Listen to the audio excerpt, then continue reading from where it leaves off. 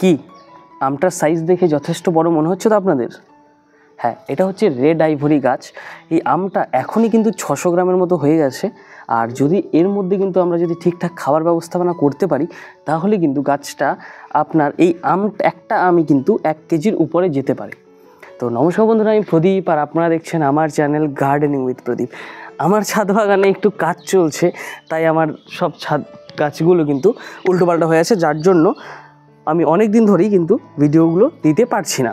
তো আজকে আমি আপনাদের দেখাবো যে আম গাছে কোন খাবার প্রয়োগ করলে আম গাছগুলো বড় হবে। আপনারা যদি আমার পুরনো ভিডিওগুলো লক্ষ্য করেন, আমার এক একটা আম কিন্তু 400, 500, 600, 800 গ্রাম পর্যন্ত গিয়েছিল। অবশ্যই জাতভেদে আপনাদের আমের সাইজ অবশ্যই পরিবর্তন হবে, কিন্তু কিছুটা আমাদের হাতেও থাকে যে আমটা কতটা বড় হবে এবং তার কালারটা কতটা সুন্দর হবে। তো আজকে আমি আপনাদের দেখাবো যে আপনারা কোন সময় কোন সার প্রয়োগ করলে আপনাদের এই আমগুলো খুব সুন্দর সুগঠিত যেমন হবে তেমনই আপনার কালারটাও সুন্দর আসবে। তো পুরো ভিডিওটা অবশ্যই দেখবেন, না হলে কিন্তু আপনারা মিস করে যেতে পারেন, কারণ পুরো ভিডিওটা জুড়ে কিন্তু পরিচর্যার কথা বলা হয়েছে, এমন না সে শুধু সার ব্যবস্থাপনার কথা বলা হয়েছে। তো চলুন দেখে নেই যে আমার বাগানের আমগুলোর প্রথমে কি অবস্থা। প্রথমে আপনারা যদি দেখে নিই যে এটা হচ্ছে বাড়ি 4 আমের জাত। দেখুন গাছটাতে কয়েকটা আম আছে, 6-7টা আম আছে, আর কতটাই বা থাকবে।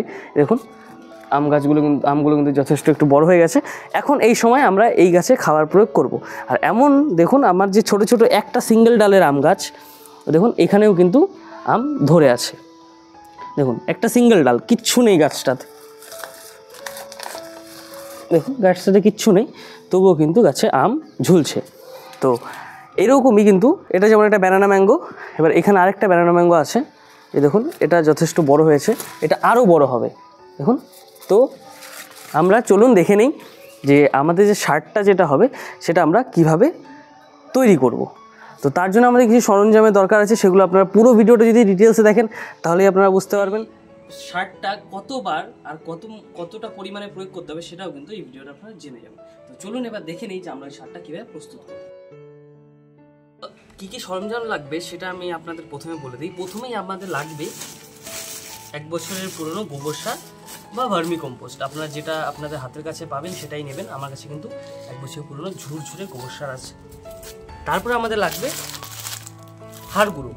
হাড় গুঁড়ো কিন্তু আপনাদের আম গাছের জন্য কিন্তু খুবই গুরুত্বপূর্ণ। এটা কিন্তু আপনাদের যে আম গাছের যে কাণ্ডটা আছে কিন্তু এইরকম মোটা করে তুলবে, দেখুন এইরকম মোটা করে তুলবে আপনাদের কাণ্ডটাকে, প্লাস গাছের ফলের বৃদ্ধির জন্য খুবই একটা গুরুত্বপূর্ণ। তারপরে আছে দেখুন, এটা হচ্ছে শিং চাছা, মৃত পশুর যে শিংগুলো হয় সেগুলো চেঁচে এটা বানানো হয়। আর এটা হচ্ছে আমাদের সিউইড এক্সট্র্যাক্ট, এটা হচ্ছে ইফকোর সাগরিকা, আপনারা অন্য যে কোনো রকমের গ্র্যানুলসও নিতে পারেন। আর এটাতে আছে হচ্ছে আমাদের হিউমিক অ্যাসিড। এটা কি করবে, গাছের খাবারটা যে গ্রহণ করতে অনেকটা বৃদ্ধি করবে। তো আমরা কি অনুপাতে নেব সেটাই বলি।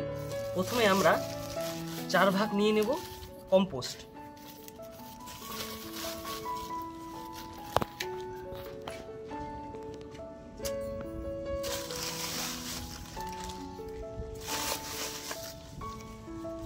দেখুন 4 ভাগ কম্পোস্ট নিয়ে নিলাম, এটাকে সরিয়ে রাখি। এইবার আমরা নেব 1 ভাগ শিংকুচি,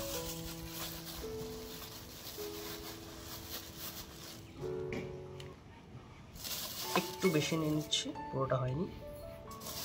এইবার আমরা নেব 1 ভাগ হাড় গুঁড়ো,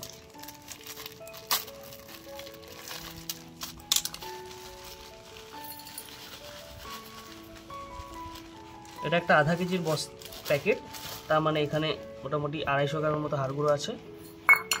তারপরে আমরা নিয়ে নেব অল্প একটু, মনে গেছে কি, তো এটা আমি নেব সিউইড এক্সট্র্যাক্টটা অল্প একটু নিয়ে নিলেই হবে। তারপরে আমরা নেব হিউমিক অ্যাসিড। এবার হিউমিক অ্যাসিডটা আপনারা দেখতে পারেন একদম কালো, এটা হচ্ছে গাছের যে নির্যাসটা থাকে, পাতা বা যে কোনো যেটা হিউমাসটা থাকে সেটাকে এক্সট্র্যাক্ট করা। এটা আমরা 2 থেকে 3 গ্রাম নিলেই কিন্তু যথেষ্ট। এটা সিউইড এক্সট্র্যাক্টটা দেখুন আমরা কিন্তু দিয়ে দিলাম। এইবার আমাদের এটা কিন্তু ভালো মতো মিশিয়ে নিতে হবে।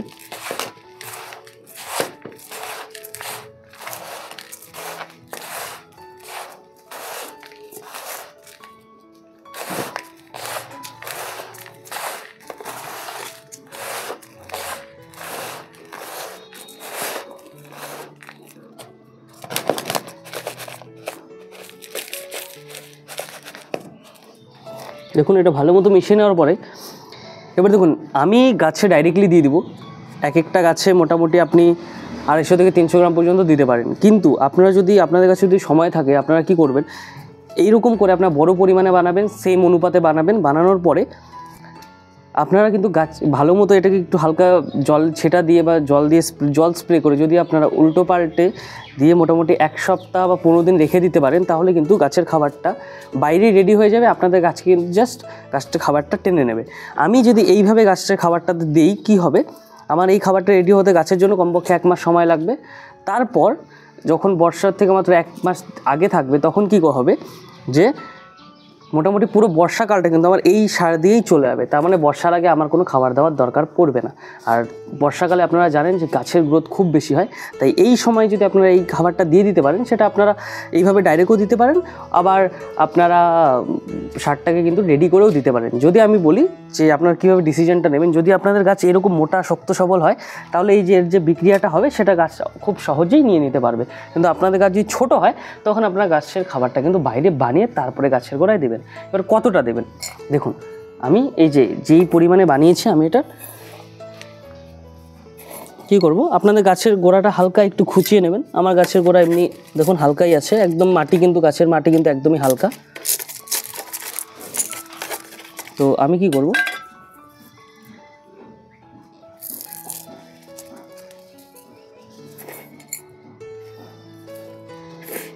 দু বাটির মতো, বা আপনি বলতে পারেন যে আপনার মোটামুটি 300 থেকে 400 গ্রামের মতো কিন্তু আমি দিয়ে এবার গাছের গোড়াটা কিন্তু এভাবে খুঁচিয়ে দেবো। আপনারা বেশি খোঁচাবেন না, যেহেতু আপনাদের গাছের আম আছে, না হলে কি হবে যে গাছটা কিন্তু স্ট্রেসে চলে গেলে কিন্তু আম কিন্তু ঝরে যেতেই পারে। তো হালকা করে এইভাবে নিয়ে আপনারা কিন্তু গাছটা কিন্তু জল দিয়ে দেবেন। আর আপনার ভালো শিংকুচির বা হাড়গুঁড়োর মাপ হচ্ছে, ওর মধ্যে কিন্তু আপনারা দানা দানা কিন্তু হাড়গুঁড়ো আর শিংকুচি পাবেন। দেখুন শিংয়ের টুকরো। তো এইভাবেই কিন্তু আপনার গাছের এসেটা দিয়ে দেবেন। এবার গাছে আপনারা জল কীভাবে দেবেন, দেখুন আমার কাছে কিন্তু আমি কিন্তু পাইপ দিয়ে দেবো। আমি কি করব, পুরোপুরি জলটা দিয়ে দেবো।